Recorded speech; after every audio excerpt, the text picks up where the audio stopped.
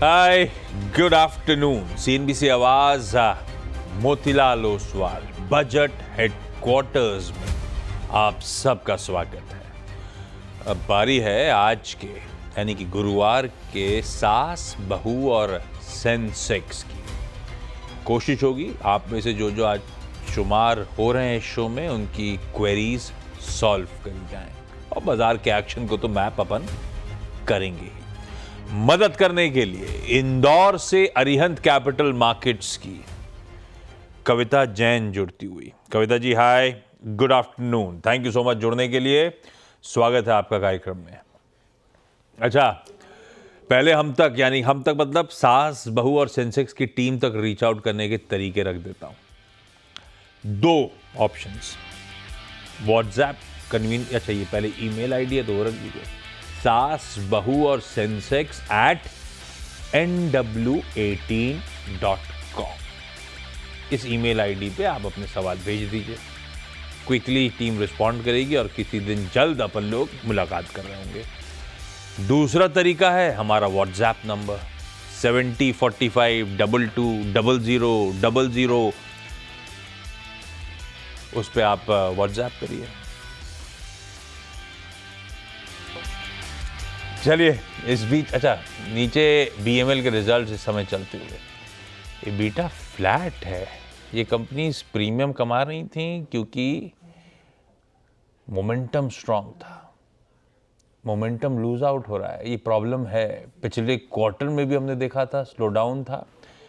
इस क्वार्टर के numbers, at least EBITDA के नंबर्स अभी आए थे, थके हैं। इबीटा फ्लैट है और इसीलिए आप देख रहे हैं बीएमएल में अचानक वो प्रेशर माउंट होता हुआ 3-3.25% के आसपास का दबाव।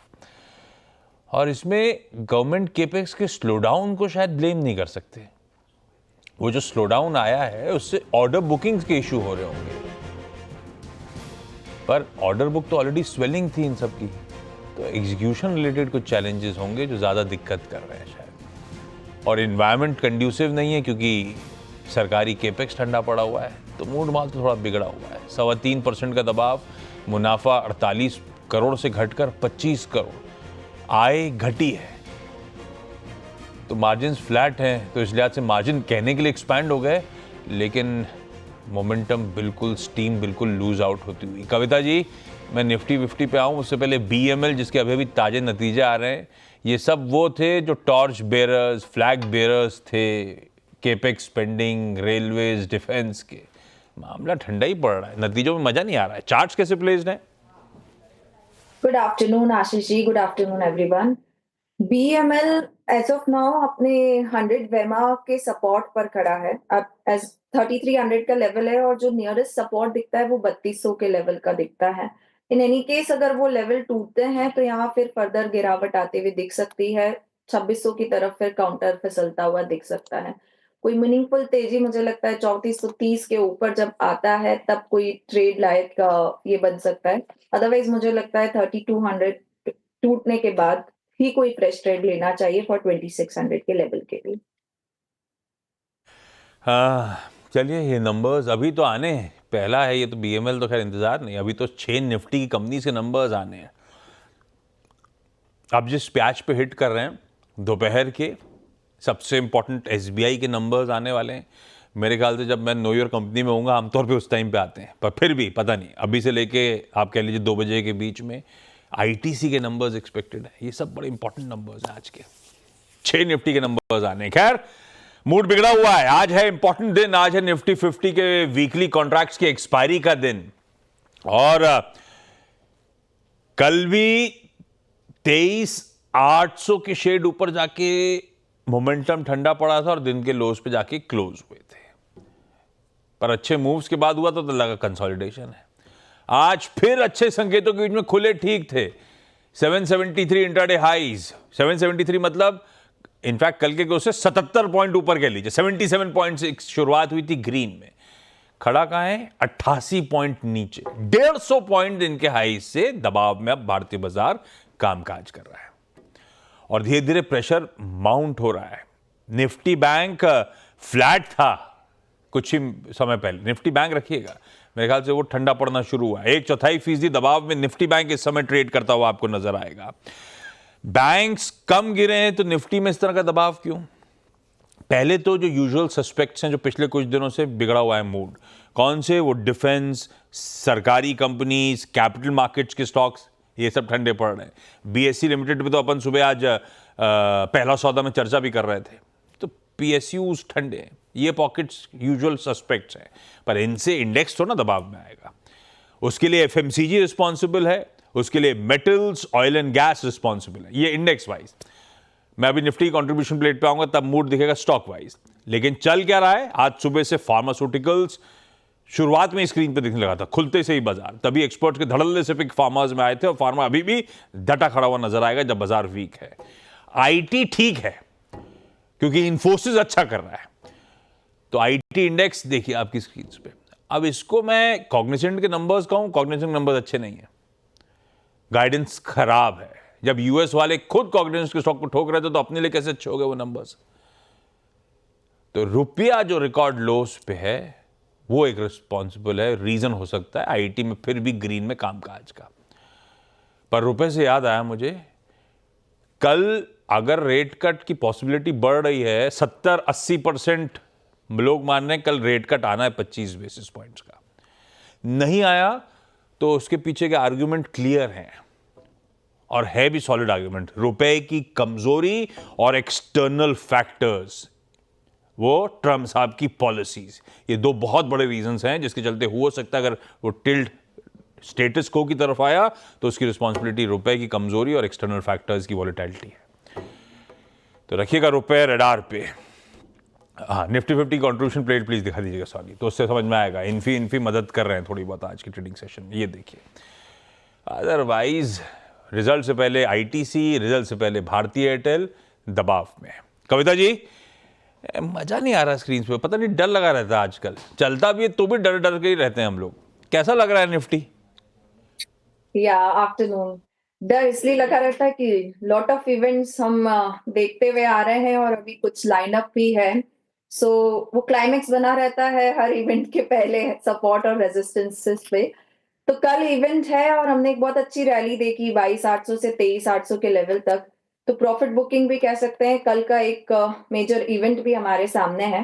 तो एज ऑफ नाउ मुझे लगता है टेक्निकली अगर देखें तो 23,500 से 23,800 700 के लेवल के बीच में निफ्टी को रहना चाहिए। इन एनी केस अगर आज के दिन 590 के नीचे हम फर्दर फिसलते हैं इस स्पॉट पे, तो पॉसिबल टारगेट्स देख सकते हैं हम 23,500, 23,478 के लेवल तक, and in that case stop loss maintain करना चाहिए 640 का। सो प्रेशर उसके बाद बनता हुआ दिख सकता है। अदरवाइज मुझे लगता है रेंज बाउंड ज्यादा रह सकता है मार्केट, तो 23,500 से 23,700 के बीच में।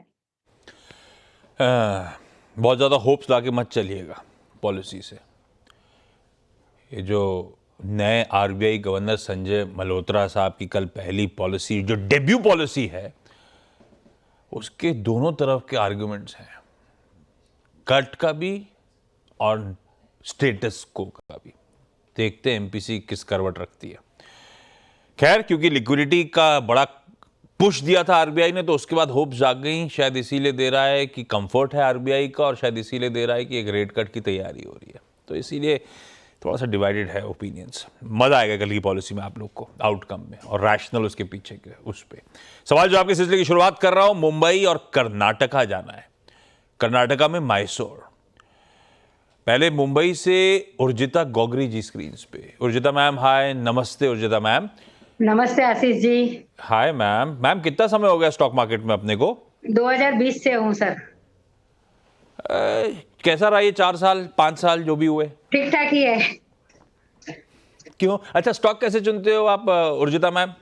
मेरा बेटा गाइड करता है। और बेटा क्या करता है? हाँ, बेटा गाइड करता है, और मेरा हस्बैंड के फ्रेंड्स है वो भी बताते हैं। ज्यादा सही कौन बता रहा है, हस्बैंड के फ्रेंड्स की बेटा? दोनों। बेटा क्या करता है? बेटा अपना बिल्डर लाइन में है। अरे वाह, तो सेट है फिर, क्या है। हाँ। अच्छा उर्जिता मैम, पहला सवाल। हाँ, मेरे पास हैप्पीएस्ट माइंड है 90 शेयर @ 830 के भाव पे।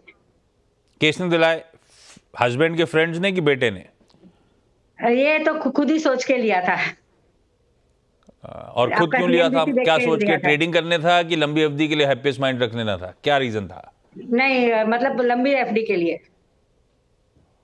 150 रुपये नीचे चल रहा है हैप्पीएस्ट हाँ, माइंड्स। तो कविता अभी जी, एक समय तो बहुत चलता था, बहुत समय से हैप्पीएस्ट माइंड ने, अब वो परफॉर्मेंस, वो जो दमखम था, थोड़ा सा मोमेंटम सब लूज आउट हो गया है। कैसा लगता है हैप्पीएस्ट माइंड मीडियम से लॉन्ग टर्म के चार्ट्स पे? वेरी ट्रू आशीष जी, काफी अच्छा मूव दिया था, लेकिन अभी जब मैं इस चार्ट को देख रही हूँ ना, वीकली चार्ट भी इसने अपने रेक्टेंगल बॉटम फॉर्मेशन हम देखते हैं, उसका ब्रेकडाउन देकर ये उसके नीचे ही ट्रेड कर रहा है।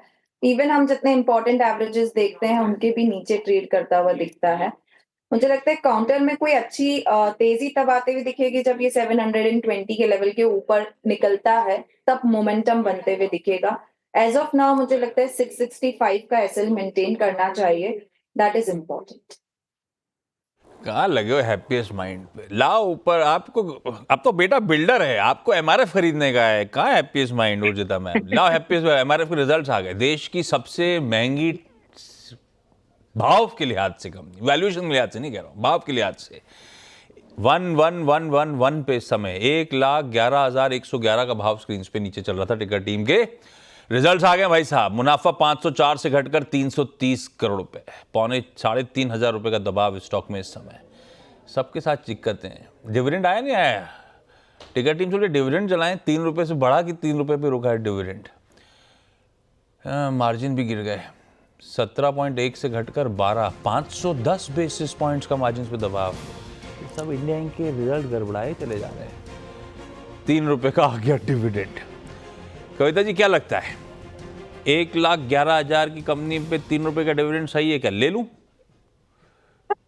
डिविडेंड के लिहाज से तो नहीं, बट फॉर श्योर नीचे अभी मुझे लगता है 1,313 के 1,03,013 के आसपास अगर आता है तो वहां एक अपॉर्चुनिटी बनती है, तो वहां ग्रैब करना चाहिए। नतीजे खराब है, लेकिन अच्छा खासा कॉन्ट्रैक्शन मार्जिन्स में। माइसोर से प्रीति मैम जुड़ती हुई। प्रीति मैम, गुड आफ्टरनून। प्रीति मैम, आप कितने टाइम से स्टॉक मार्केट से जुड़े हो? Sir, I'm investing from 2017 और ट्रेडिंग 2023 से शुरू की हूँ। ट्रेडिंग मतलब आप चार्ट्स वार्ट खुद ही स्टडी करने लगे हो क्या प्रीति मैम? नहीं सर, मैं पहले टीवी 18 को देखती थी, आपकी सिस्टर चैनल को। हाँ। अभी शिफ्ट हो गई हूँ फ्रॉम जुलाई टू CNBC आवाज। क्यों? वहां पे मुझे अनुज सर जो स्ट्रैटेजी बताते थे अच्छा लगने लगा। हाँ। तो मैं शिफ्ट हो गई। तो उनके साथ आप शिफ्ट हो गए? हाँ। बिल्कुल परफेक्ट। पैलेस से कितनी दूर रहते हो आप? 8 किलोमीटर्स। अरे वाह।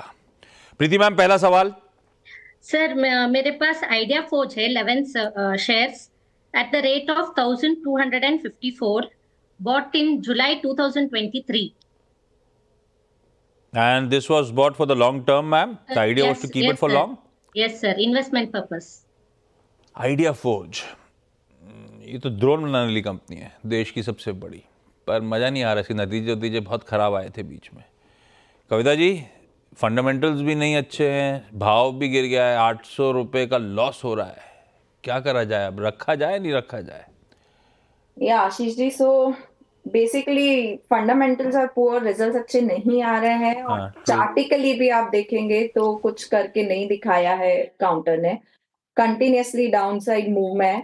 मुझे लगता है बेहतर ये होगा कि हम इसी, अगर डिफेंस से ही जाना है तो BEL 456 पे अभी आपका काउंटर आ गया है। मुझे लगता है वो एक बेहतर अपॉर्चुनिटी होगी जहां आपको अपना इन्वेस्टमेंट जो है वो शिफ्ट कर देना चाहिए। एज ऑफ नाउ अगर ये काउंटर फर्दर 420 के नीचे जाता है तो और स्किट होता हुआ दिख सकता है। इधर आप 420 का एसएल मेंटेन कीजिए, या बेहतर आप शिफ्ट कीजिए अपने इन्वेस्टमेंट को। भारत इलेक्ट्रॉनिक्स मुझे बेहतर लगता है यहाँ से, जहाँ 320 340 तक के प्राइस टारगेट आते हुए आपको दिख सकते हैं। तो ऑन डिक्लाइन आप ग्रेजुअली इस काउंटर में ट्राई कर सकते हैं। फंडामेंटली स्ट्रॉन्ग कंपनी में शिफ्ट करना ज्यादा अक्लमंदी है। BL में शिफ्ट करिए इस पैसे को। उर्जिता मैम, अगला सवाल।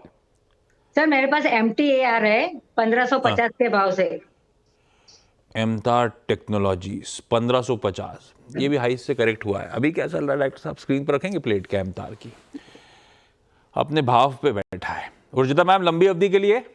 हाँ, लंबी अवधि के लिए।